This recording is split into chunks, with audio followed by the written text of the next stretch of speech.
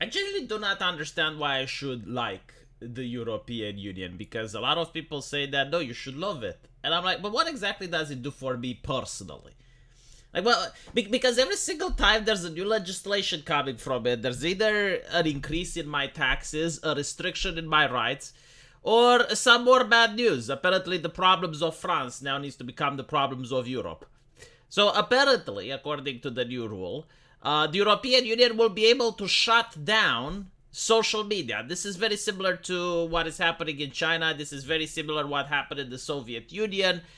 Basically, when there was a riot in the Soviet Union, they would shut down the communication lines, they would shut down the phones.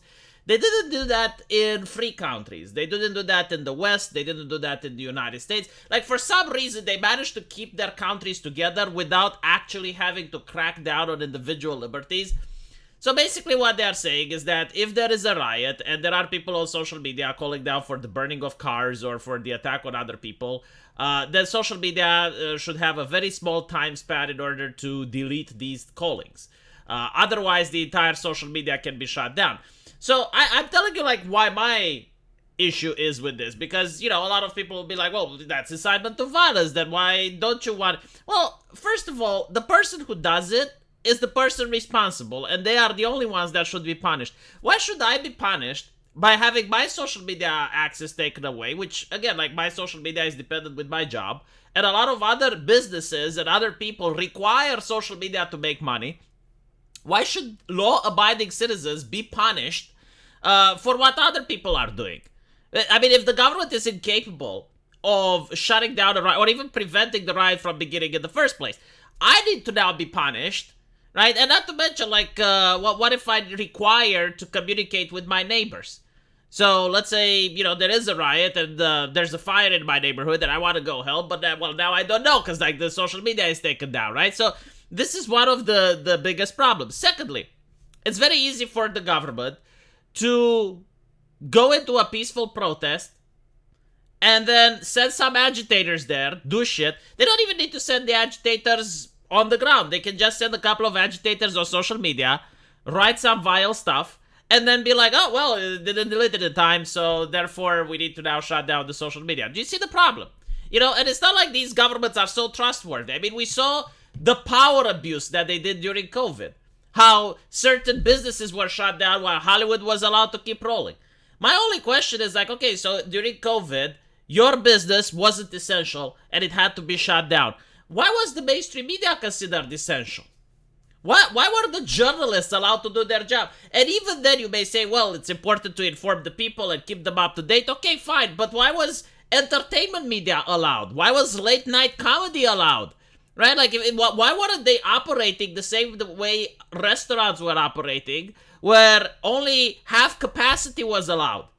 So you had a restaurant, but you couldn't use all the tables. You only had to use half. Why weren't the mainstream media channels doing the same? Oh, because they were busy spreading the propaganda. And because of that, they had to be paid, right? So you couldn't punish them as well.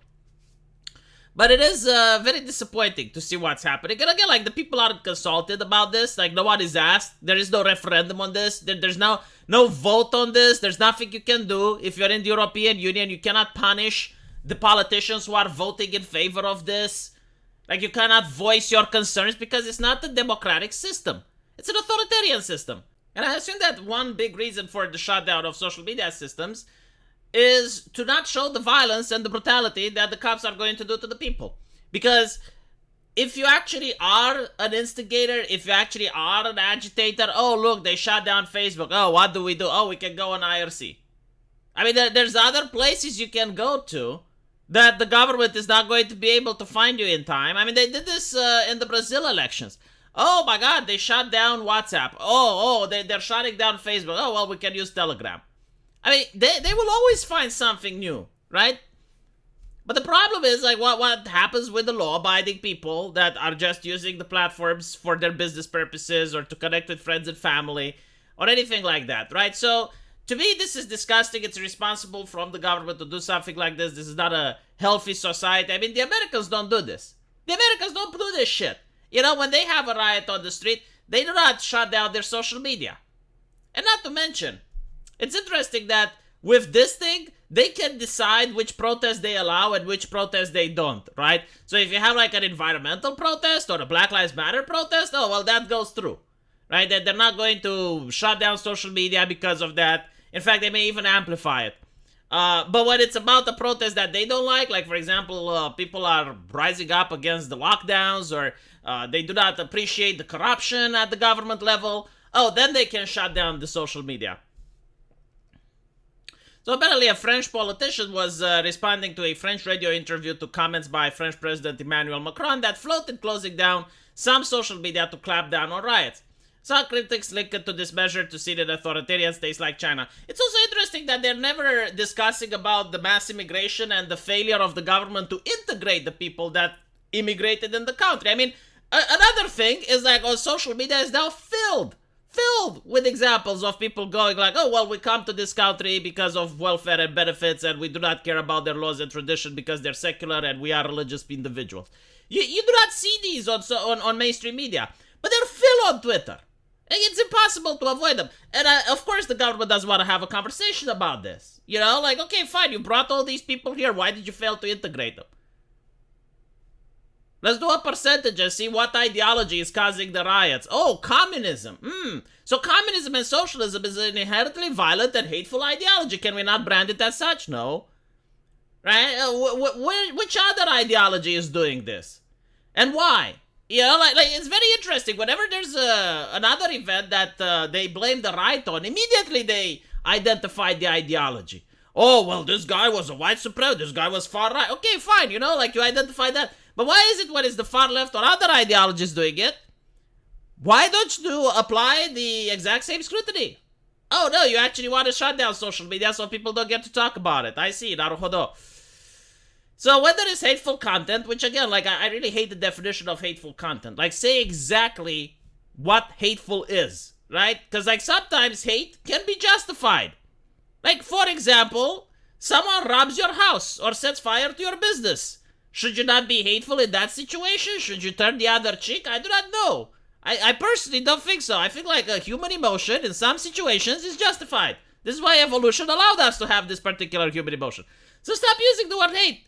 Go direct, like incitement to violence. Okay, that is something direct. That is something that we understand what it is and can be punished. Hateful, like I hate corruption. Is that okay? Or must I love it? You know, like my taxpayer money gets, instead of where it's supposed to go, gets into the pockets of a fat politician. Should I not be hateful because of that? Should I be happy? Should I cheer it? Should I promote it? I don't know. It's weird. So apparently for revolt, that also calls for killing and burning of cars. I love how like you're taking two extremes. Like they're both bad, but burning of a car is less bad than killing, I would say. They will be required to delete the content immediately. And this is another thing, right? Like, how do new social medias even manage to do this, right? So, like, if I want to create my alternative to Facebook, and I become remotely popular, and I have, like, let's say, 10,000 users, how can I delete in time? Like, there's 10,000 people. Like, do you know how difficult it is to even handle a Discord that has, like, 1,000 people? Let alone a social media website that would have 10,000, right? So again, like this guarantees that big tech will always have monopoly because they're the only ones that have the technology which allows them to delete in time. And not to mention, like usually when you put such pressure on them, then they delete incredibly fast. Because and sometimes they delete even things that shouldn't be deleted because they don't want to err on the gray area. But anyway, right, let me know what you guys think, and as usual, I will see you in the comment section. Take care.